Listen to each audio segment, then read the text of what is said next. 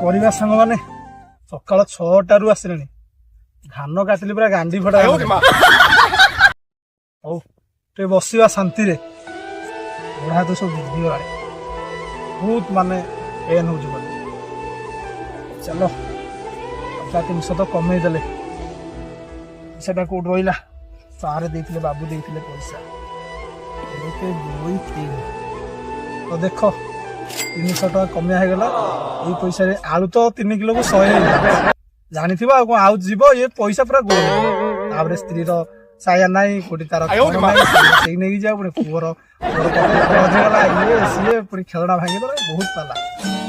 ଆମ କଷ୍ଟ ଦେଖିବ ନା ଗାଣ୍ଡି ମାରି